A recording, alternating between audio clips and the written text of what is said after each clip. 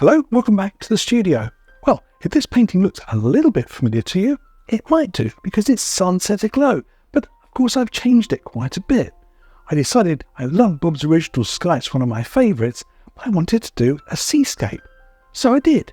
I took one part from Bob and then put my own little spin on it. This is a great way if you're not sure how to start a painting. Use some of Bob's and then invent the rest yourself. If you want to see how I did it, sit tight. I'll walk you through my painting step by step. There's a few twists and turns and a few hiccups along the way, of course. It wouldn't be a Bob Ross painting done by me unless there was a few pickles. Happy painting, people. So here's my canvas, 16 by 20. As you can see, I've used some masking tape to divide the sky from the sea. I used a Bob Ross 1-inch landscape brush to measure it. Nothing fancy here, something simple. I'm going to be positioning something here, about 1/3 in from the side of my canvas. That's right, a nice little boat. But I'm not sure about the size. Yes, I'm going to need a bigger boat. Try this one. This is much more the sort of size I'm thinking of. Now then, to transfer an image to the canvas, I'm going to be using a charcoal pencil. I just rub the back of the image, get a nice bit of charcoal on there, and then use a piece of tape to position it.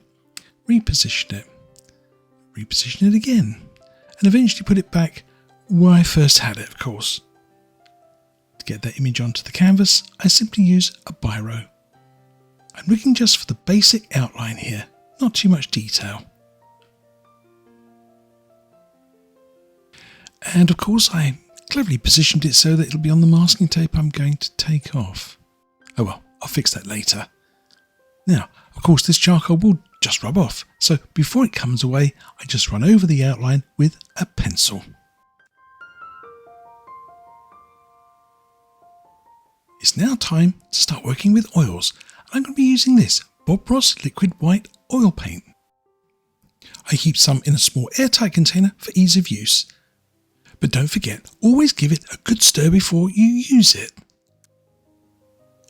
I want to apply a thin, even coat of this over the entire surface of my canvas. That's right, even over the outline of the boat. It's quite a thin and almost transparent oil, so you can still see the outline clearly. But make sure you test your canvas using your fingertips. You want to be able to see your fingerprints nice and clearly. Don't forget to rub out your fingerprints and give the brush a nice dry clean before you start trying to apply colour. Now today I'm going to be using the sky from a Bob Ross classic. This one, Sunset Aglow. I absolutely love this sky, but I want to change it and use it for a seascape. That's right, I want to adapt it. So here's the colours I'm going to be using, and maybe I'll leave out the Prussian blue and the cadmium yellow. We'll see. But the first colour I'm going to be using is one of my favourites, Indian yellow on that dry cleaned brush. It's a fairly transparent yellow, so load plenty. I want to put a lovely warm glow right through the centre of my sky. Make it a little larger than you think you need it, because the next colour is going to be eating into it a little. And of course, what goes in the sky, I want down in the sea. It's a reflection, of course. Now, straight into yellow ochre. No cleaning necessary, these colours like each other. And I want to put this lovely warm gold colour along my horizon line, above and below the tape, of course. Without cleaning the brush, I go straight into some bright red. Give it a good tap, you want that lovely peachy orange colour. Once more, just above the horizon line on the tape. I want a lovely warm reddish glow, just on the horizon line. I stand back and decide if I want some more. Of course, the answer is always yes, more red. I want to mix a nice lavender colour next. Considerably more crimson than phthalo blue, about 5:1. Mix it very well and add more blue as you go. Eventually, you want to see this lovely lavender tone. Lovely. Now, top tip. If you're going to use lavender, use a fresh brush. I've done it so many times with an old brush and end up with a sort of a brownish colour in my sky. Nice clean brush, pick up a little lavender, and this is for the top corners of my painting first. I want to do a little colour test here. If it's too blue, I'll change it. I think we're about right though. In fact, I like it so much I'm going to add a little more to my brush. I want to darken these corners a little more to draw my eye towards the centre of my painting. I want to bring this colour close to that yellow, but remember what I said, if you blend it too much, it goes a funny tobacco brown colour just here, but I stopped just in time. Let's add the same colour down into the water area, and here you can see that brownish colour, but it won't matter, there's going to be a beach there. Let's add a few clouds. I've taken some bright red and some titanium white on a fan brush. Blend it well. Now, C for cloud is the stroke I'm using, a little letter C shape. You can go the right way to the right, or you can flip your brush and go C's to the left. It doesn't really matter. Just build up a lovely bank of cloud, but don't fill in all the lovely darks. Pay careful attention here. I'm going to be blending this cloud using the very corner of my brush. It's a very light sort of whisking action, but super light touch, folks. To help you see the process, I'm going to slow this brush stroke right down. As you see, just a few hairs on the corner of the brush is all I'm using. Once you've done the first blend, come back and add another cloud. This is the second layer. Once again, leave the little bright edge as the silver lining and add a bit more blend. Here's the third layer. I bring them all together with a super light touch, using the side of the brush to blend them all together, getting rid of any stray hairs along the way. I would like a nice dark cloud next, so I've gone back into some lavender with some white. I continue using that little C stroke. This is cloud number 4. I'll add this dark cloud, I'll stand back, give it a little blend, and then add cloud number 5. The soft brush stroke at the end there just combines all the clouds together and knocks off any layers of excess paint. There you are, 5 layers of cloud. I'm going to add a little more alizarin crimson to my lavender colour for the clouds on the horizon line, just above the red. You know the routine now. Little C strokes, give it a soft blend. There, the more you do, the better at it you get. And add one more little cloud on this left side, but this one touching the tape. This one is right on the horizon line. And for a final finish, I use that nice 1-inch brush just to tap into the centre of the cloud, pick up a little colour and make some long stringy ends. And this completes my background sky. Now I can remove the tape and we can fix up this missing piece of paint. I'm using the original 1-inch brush and just carefully scrubbing in some colour. I decided to add some reflections of the clouds in the sea. Later on, you'll realise that actually this was really not necessary.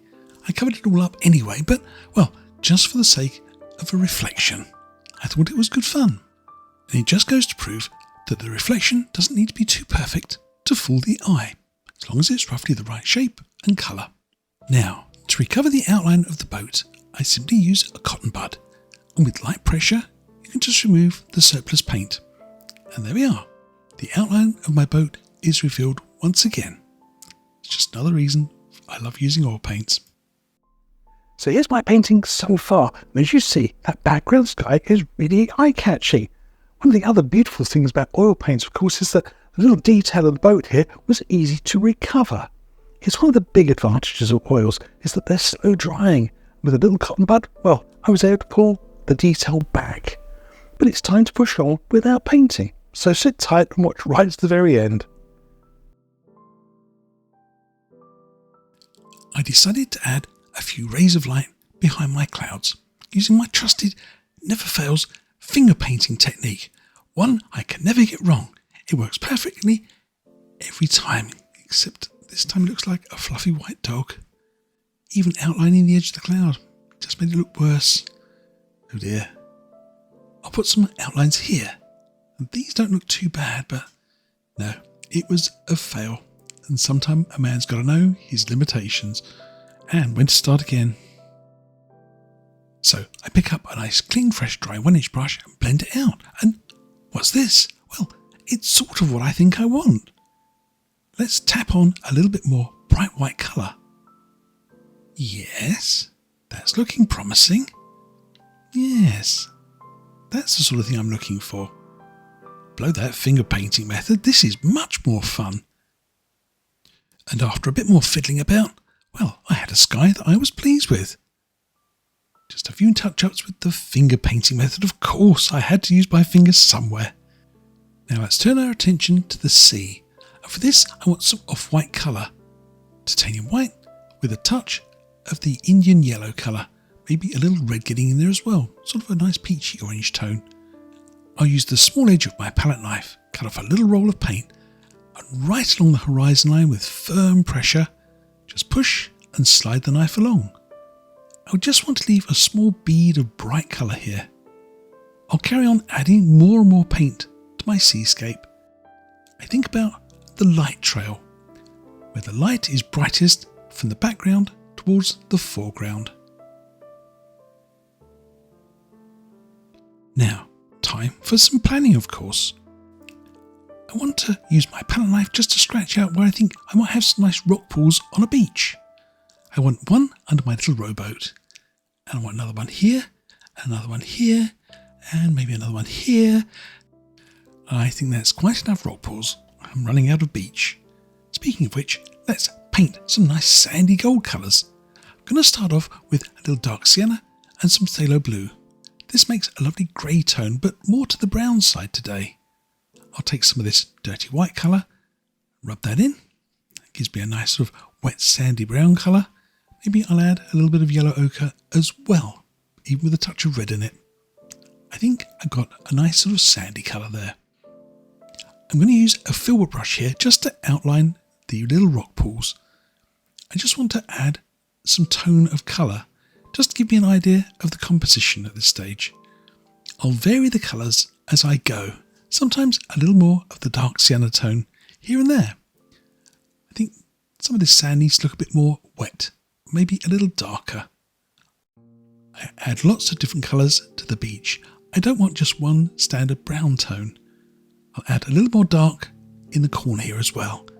A touch here on the right. And again, this draws your eye towards the centre of the painting.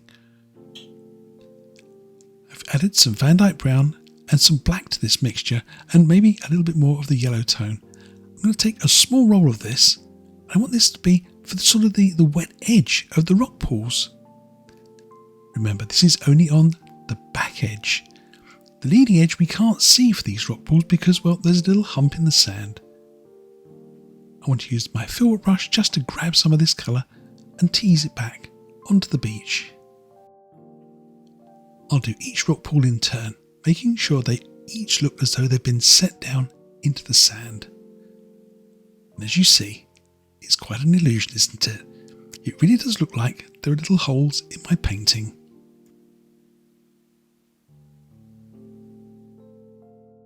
I'm going to use my liner brush and a few drops of linseed oil just to thin down some of the sky colours. I'm also using my homemade mole stick. That's the support that I'm using. It hooks onto the side of my canvas. And here and there, I'll just add some little shadows of light and dark into the water. I use little sort of dragging strokes here, not a continuous line. I want to imagine that this is choppy water. It catches the odd sparkle here and there, and it does leave some of the background sky peeking through. But as you saw, I'm covering up most of those reflections I spent a little while painting. But as I said, it was good fun. I'm working carefully here between some of the little bits of white light that I put onto the seascape originally. It takes a while to do this. It takes sort of patience. You have to build these up in layers. I come back and add in a few more little specks of light here and there, and a few extra darks, particularly at the outer edges and the foreground coming towards the beach. After a short while, I think I've got the result I'm looking for.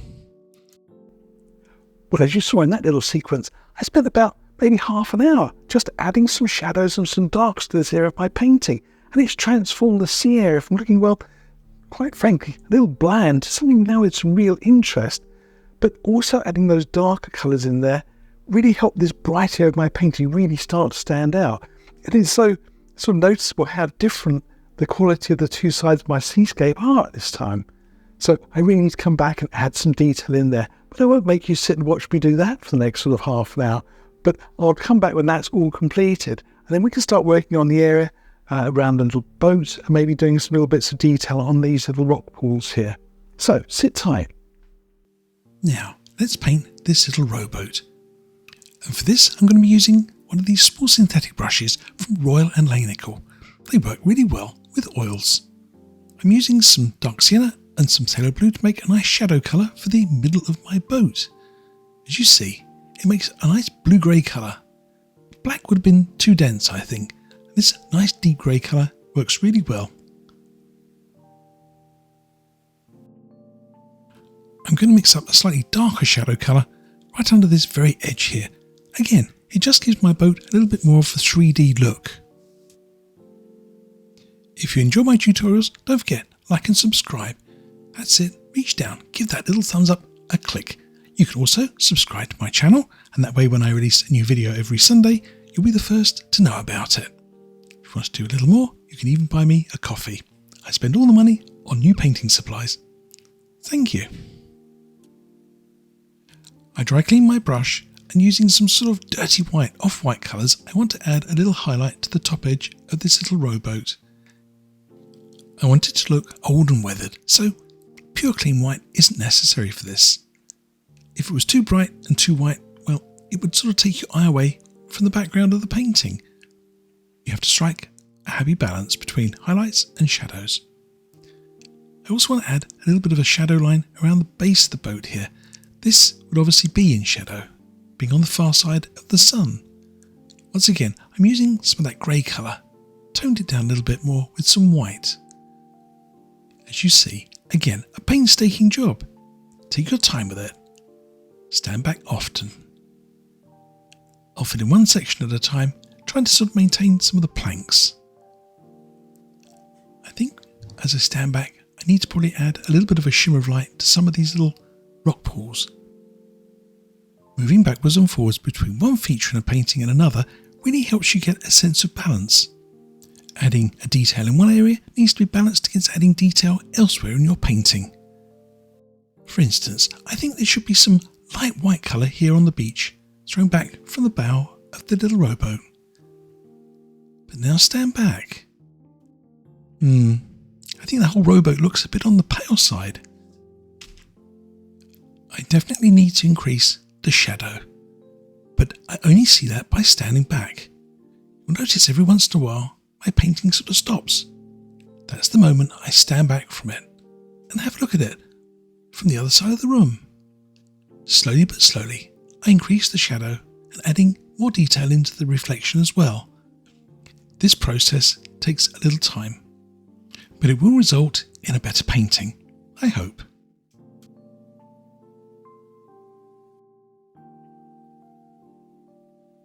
I stand back and study my painting. I can't help feeling that, well, the sand doesn't look real. It looks a bit too smooth, almost plastic-like. It needs a little bit of texture, and I have an old fan brush which is perfect for the job.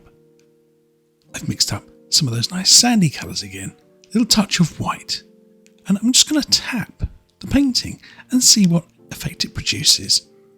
It's an experiment, but one I know has worked in the past. I make sure to wipe my brush occasionally and change colours. This should be visually interesting, so just one flat colour really isn't what I'm looking for. Bob would often talk about the lay of the land, and that's what I'm looking for. I want my land to look like it's got layers. But I can't help thinking I've got a few too many rock pools, so let's get rid of this one. And maybe it's friend. Yep, you've got to go too. Any more? Yes. I think there was just too much going on in my painting. Now my little rowboat has taken centre stage. Where the sea meets my beach, I can't think it also looks a little bit formal, a bit sort of straight and smooth. Not really how water meets a beach, it's sort of more messy looking. So I take a small roll of some grubby white paint and just touch in the suggestion of a little bit of surf here and there. Once again, I've managed to get my midground to join my foreground. I can't help it. Yes, a little more fiddling with those reflections. But I think once you have part of a painting which is really improved, you want to bring the rest of the standard up to meet it. And it's all the more pleasurable once you've got a painting that starts to work. And I also want to fiddle a bit with these edges too. This is really a painter's paradise when it comes to having a little bit of playtime. But I think the end result is worth it. And finally, I need a rope. I don't want my boat to float away at high tide. And I made a little bit of a mess of it here. I went over the rope twice and made a bit of a bump in it.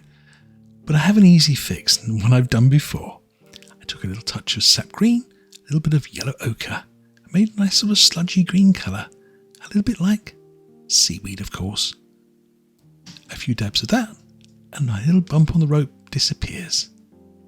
But I quite like that green tone. It looks fun. Maybe I should use it elsewhere in my painting. That's right. I don't want to use it in just one spot. I just add some here and there on my beach. And with this, it brings my whole painting together.